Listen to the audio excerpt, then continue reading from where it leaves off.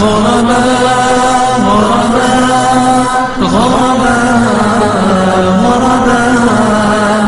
غرباء ولغير الله لا نحمي الجباه غرباء وارتضيناها شعار للحياة غرباء غرباء إن تسل عنا فإنا لا نبالي بالطغاة نحن جند الله دوما دربنا درب الأباء نحن جند الله دوما دربنا درب الأباء غرباء غرباء This project started towards the end of 2004 when I was still in New York, and the idea was to facilitate Arabic education for Muslims across the country. And the philosophy really I had was that one of the obligations and really responsibilities of Muslims is to be educated in their deen, and one of the biggest obstacles in us being properly educated in Islam is really the Arabic language, because the primary sources of the religion are in Arabic. At the same time as it's a responsibility collectively, I also believe that Muslims have a right, not just a responsibility, they have the right to a quality education that is accessible to every Muslim man, woman and child, and they should have a quality education at least in the Arabic language, which opens the doors to other areas of learning, be it Quran or Sunnah or any other area. So when I first started learning Arabic for myself, it was a very difficult journey, from one teacher to another to another to another, and I didn't have the luxury to be able to travel abroad or to spend a lot of money to go to a university to do a degree in Arabic, etc. I was very much hand to mouth as a student. So when I went through whatever journey I went through to get to a certain level in Arabic, I felt, well, if I really wanted to learn it this bad and I had to go jump through all of these hoops, I'm sure there are people that are far more passionate about learning this stuff than I am, and they don't have these opportunities. So something has to be there that creates this opportunity. So when I started this project in New York, alhamdulillah, we started at a masjid I used to live in Long Island in Bayshore, and the response was just incredible. And word of mouth spread, and requests started coming. Can you do the same program, like a short Arabic class for the Muslim community in New Jersey? Can you do one in Connecticut? Can you do one in Maryland? And just no advertising, no radio, no flyers, nothing. Barely a website at the time, and just word of mouth, it kind of started spreading to the point where it got out of control. So alhamdulillah, it's been, that's where we started, and now alhamdulillah, I'm just a fantastic team of colleagues that are just increasing by the day, and I'm constantly looking for new talent as well. Myself and my colleagues included, we must have visited over at least 180 masajid all over the country. Alhamdulillah, all over the US. Can I plead the fifth on that one? But I'll say Irving, right? I'll say Irving, okay. Irving is absolutely one of my favorites though, alhamdulillah. I came here in 2007, I taught, some of you might remember. I came here and taught in 2007, and I came with my brother-in-law, we're both from New York, and when we came here, I'm teaching the class upstairs, we had about 85, 90 students, and there was a volleyball tournament going on between the Irving brothers and the brothers from, I think, ISAT, or Central Masjid or something, and the guys at Irving were getting clobbered. They were getting destroyed.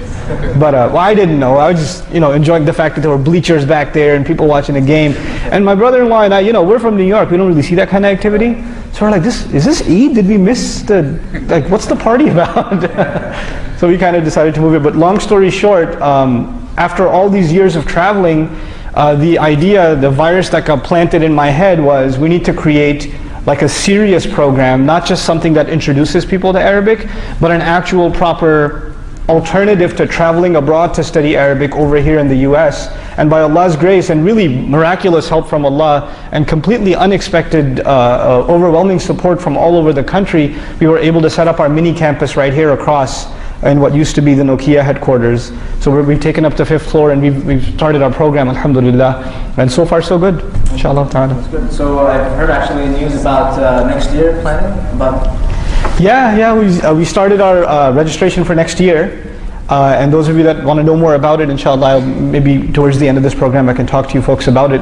But what I'm looking for is high school graduates and older that are brave enough to spare a year of their academic life. It's 10 months long, and the next batch starts in 2011 September. It starts in September 20th or so, inshallah.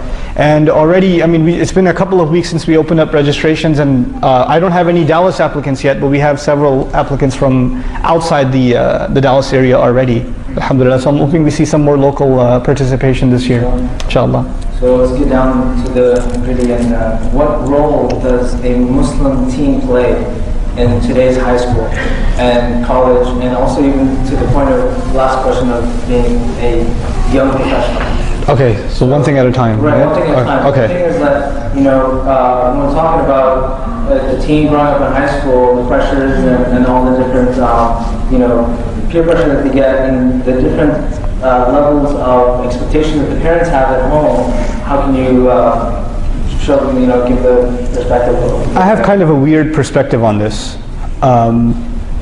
To just be totally frank with everyone here, I feel less in a position to tell you how you should be in high school because I was pretty messed up in high school myself. But but I can tell you of some things that I've seen work.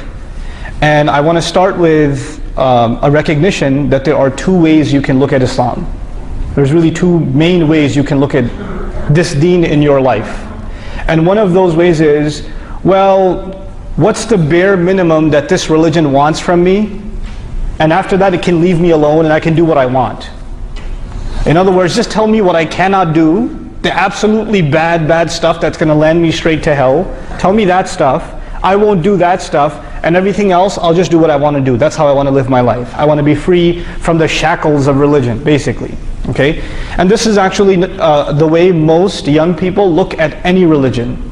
Most young people look at a religion as a way, it just tells me not to do things. It stops me from living my life, right? Be it strict or conservative Christianity or Judaism or even conservative aspects of Islam or whatever. Whatever it may be, it's keeping me back from living it up, so to speak. And high school is being pushed, and it's been pushed forever as the golden years of your life. That's when you really should be partying. How many high school movies do they make, right? About how you should be going and doing whatever you possibly can in high school, because after that real life sets in or whatever. On the other end, there's another way of looking at Islam. And the other way of looking at Islam is that we were given this gift of Islam, not chains. Islam is not chains that are shackling us. We were given this gift, and this gift gives us this really high purpose. I wasn't sent on this earth to party. I was sent on this earth to do an amazing task. And there's a huge population on the earth who Allah decided He will not give them the gift of Islam. They didn't deserve it like I did. Allah gifted me with Islam. And the best years of my life that I can serve Islam with are what years? My early years. The youth of my life is the best part of my life that I can serve Islam with. Now these two very different points of view. One point of view asks, what's the least I can do and get by? And the other point of view asks, what more can I do? I want to do more. I want to help other people see how awesome this deen is, etc. And what I've come to realize is, if I use sports terminology for a second, you know how we talk about defense and offense? If your team's on the defensive, what's already the case? When your team, whether you're playing football or basketball or whatever, if you're on the defense, what seems to be the case? You don't have possession. The other side does, right? And if you're on defense most of the time, that's a pretty good indication that you are winning or losing the game. You're losing, because you're constantly on the defensive. That's how you are in basketball, aren't you? Right, that's how I'm on defense, yeah. So that's why this happened. So, but anyway, this idea of holding back and saying we just have to at least defend a few of the things that Islam wants us to, and the rest of it, we can let go. What you're asking for is eventual failure. You're gonna start making the list of things, the no-nos. You're gonna make that list shorter and shorter and shorter until there's nothing left. On the other hand, the winning attitude is really offensive. What more can I do? And I want to give you, I've given this example in a khutbah here before. I want to share that example with you. I'll keep my friend's name anonymous. But he went to high school, and before he went to high school, he was in a Hifz program. So you memorize Quran, and when you memorize Quran, of course you're sitting in the masjid with other kids that are memorizing Quran, you're with the Hafizah most of the time, then you go home and you review Quran, and you're just surrounded by this really pure gathering all the time. And then he's done, now he's going to high school, he tells his parents, I want to go to public school. Right? And his parents say, you want to go to public school? You're a Hafiz. You can't go to that terrible environment. You're going to get all messed up. And you know what he says? He says, well, I just learned Allah's book. And the people who need to hear about Allah's book the most are the people in high school. They have to know what this is. I feel responsible. Why should I hide what I have? I feel a responsibility to share. I feel bad for those people, right? So they put him in public high school. By the time he graduated high school, 16 kids had taken Shahada. 16 kids had taken Shahada. Now, what I'm talking about here is an attitude not of defense, but of what? Of offense. You see yourself as having something superior. So when I'm talking, especially young people nowadays, I feel like I'm putting you guys on the spot. I don't know for sure, but I guess I'm going to stereotype. A lot of you, you're not proud of Islam. You're not proud of it. Like, this is it, man. Everything else, I feel sorry for these people. Instead, what's happening to our girls, our daughters, is when they see some girl dressed a certain way, they say, oh, I wish I could dress like that. Too bad it's haram. Right? We see other, kids, boys, they're doing all kinds of things that we say, oh, yeah, my parents wouldn't let me do that. It's apparently not allowed, or something, But the right attitude would be, I feel bad for that girl. Look at how she has to dress herself, how she has to put herself on display. She's looking for attention like that, while Allah has already given me attention by my Islam. All the dignity I need, all the recognition I need, Allah has already given me. Why do people do the kinds of ignorant things they do? You know what they're looking for? Is attention and respect. If you really have Islam, you're not looking for it anywhere else. You already got it. And when you find other people pathetically searching for it in other things, you can actually look down on them and say, I feel bad for you. Let me show you something better you can aspire to, So that's the kind of attitude that's really important, at least in high school life. When you were talking about college, I'll take 2 minutes more.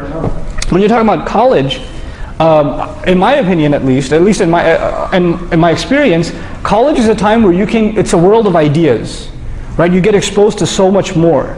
And you can go in so many different directions. And college is really the part of your life where it's the formulating part of your life where you decide what the rest of your life is going to look like. Really, it's college, because true independence is in college.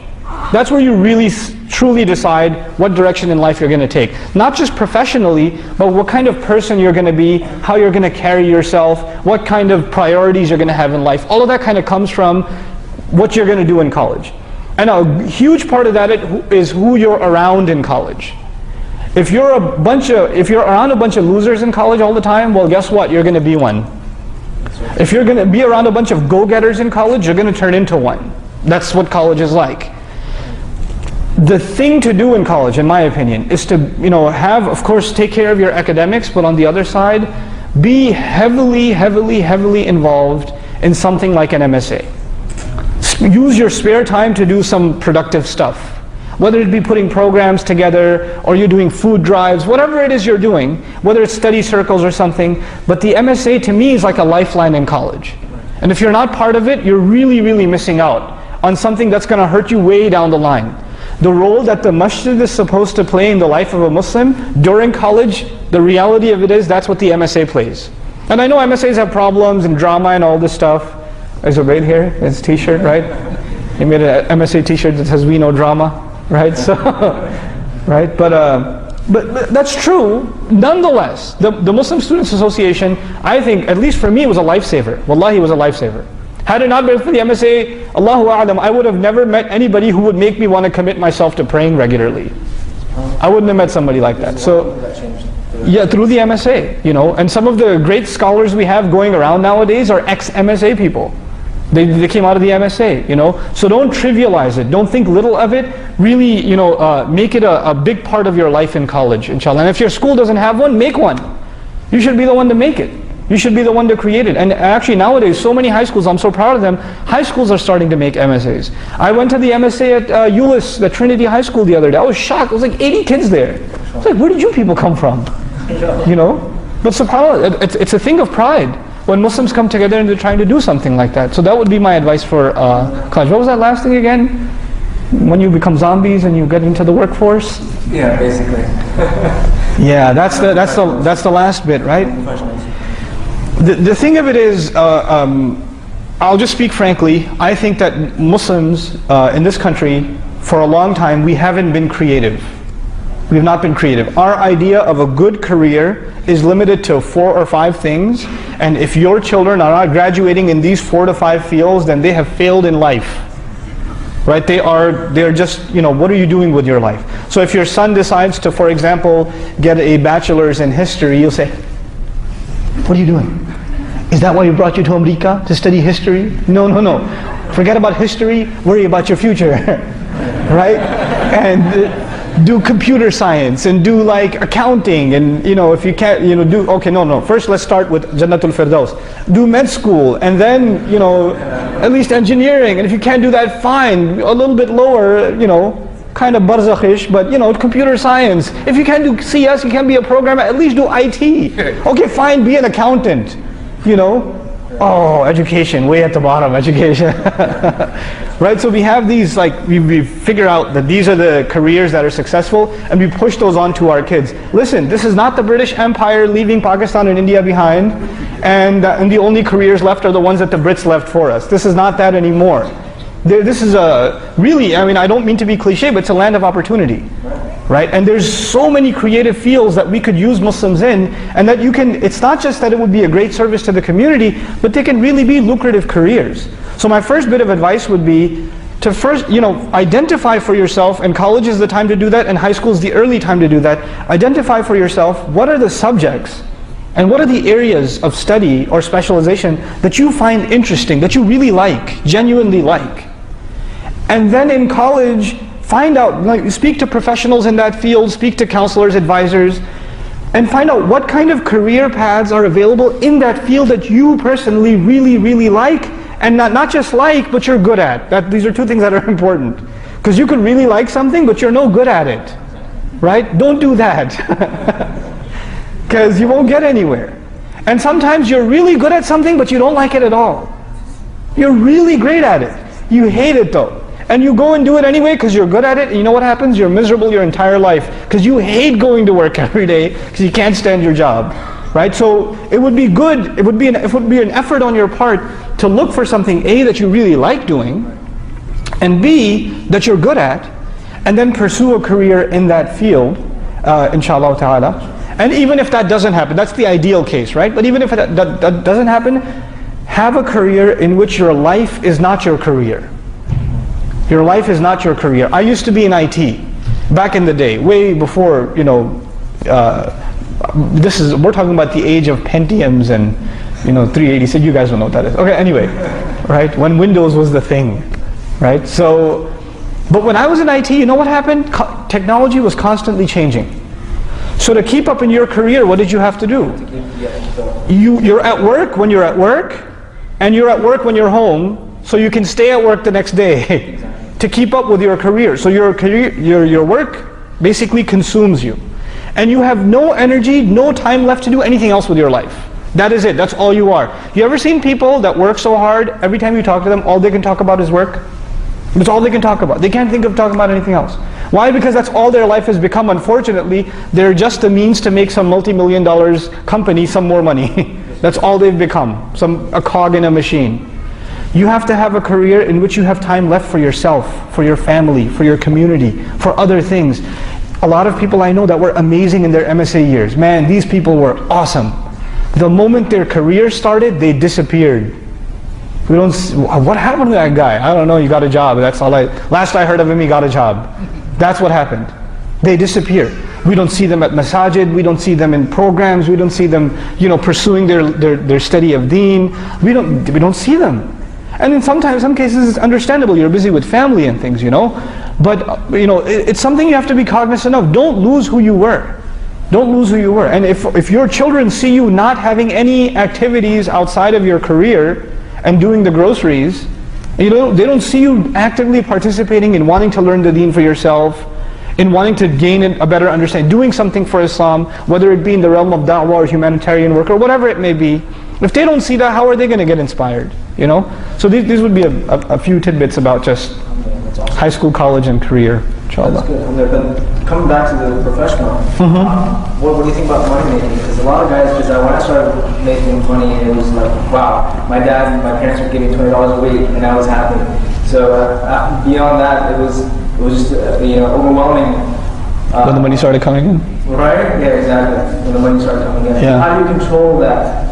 And think about saving or spending and that aspect of controlling it. Because I mean, a lot of times parents don't give their children that added independence from the beginning, early ages, and they have no idea how to manage money. Actually, here it's at this part of the discussion, I'm very grateful that I was my high school years were in New York City, where most families live hand to mouth, so we don't have disposable income like we do in the South. Like here, life is very cheap, so generally people are better off. And if you think you're not well off, go to New York, you'll see what I mean, right? Where the entire family is working, and they're working 40 hours, even if they're in high school. Like I worked 40 hours throughout high school, and that was just my siblings worked too. It's just a norm, you know. But one of the benefits of that was it made us responsible with and appreciate hard-earned money. It makes you responsible in life. A lot of our youth, they haven't actually ever felt the need to take responsibility. They've never felt that need. They say, if I screw up, you got a job at the Apple store, or you got a job at the mall, or you got a job somewhere, you're helping out at high school or whatever, some extra money's coming in, but even that you won't take very seriously, because even if that goes away, well, you still got mom and dad. They'll take care of you. They'll take, they'll spot you or whatever. My dad early on, one of the biggest favors he did to me, he said, you're going to pay your own college tuition. Get it through your head. I said, okay. And and for the brothers, at least take it like a man and say, yeah, okay, I'll do it. I'll do it. And so from high school on, I was thinking like an adult. Like, this is how I'm going to budget my money, this is where I'm going to go to college because I can afford to go here, this is how I'm going to manage my time. And this aspect of life, we're not giving our children. And we have to. They have to, if your kids are teens, a healthy thing for them is to get a job. It's healthy. It's not about the money. It's really not. And you have to make them responsible in chores in the house and things like that. And this goes for brothers and for sisters. Get a job at the library. Get a job at the volunteer at the local hospital. If you don't want to get a job, volunteer. Be part of the community center locally. Something. But you have to be involved in something like that. It builds responsibility. So when you do run into money, you respect it. That it doesn't just come out of trees. A lot of people have careers now, and even they don't take their career seriously because in the back of their head, if this goes, at least I can move back with mom and dad again. They're in the back of their head, they're still on vacation. The time for vacation, you have to become independent. You really have to become independent, and you have to think like that, and you have to think responsibly, right? As far as the money coming in is concerned, Muslims should have, in my opinion, the idea of we should ward dunya away and we should be people of akhirah is true. At the same time, Muslims, we shouldn't have love of dunya, but I tell you, we should be the highest paid people in the country. Muslims should have the highest salaries. We should have the most successful businesses. And not because we want money, but we can pour that money into Islamic work. We can build infrastructure for future generations. We can't do that if we have nothing to work with. You follow what I'm saying? And the real strength of our times, the real power in our times is economic power. That's what real power is. You can have military power, or you can have economic power, and let me tell you, most of the time economic forces even drive military forces. Right? Economics is the currency of power now. Right? So we have to be empowered like that. But we have to maintain the balance that even if we are making loads of money, that our goal in life is not the money. The purpose is not that we make the money. The income we're generating is for a higher purpose. It does something more with life, So, and for this reason we have to kind of balance the idea of good, entrepreneurial careers and businesses with, inshallah ta'ala, this giving spirit. Bi'idhnillah. Thank you for coming, and it's been a pleasure.